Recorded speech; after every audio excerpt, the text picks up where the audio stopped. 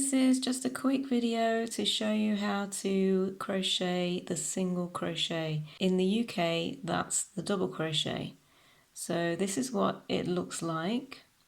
Here's a small sample of a few rows of single crochet.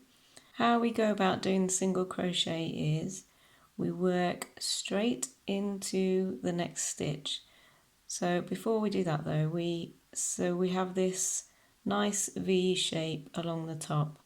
You want to make sure that you're going under both this front bit and the back bit. So place your hook inside the stitch and go under both loops.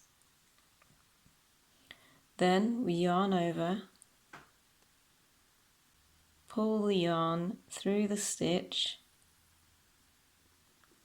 yarn over again and pull through both loops on the hook. So that's your first single crochet. Let's do that again.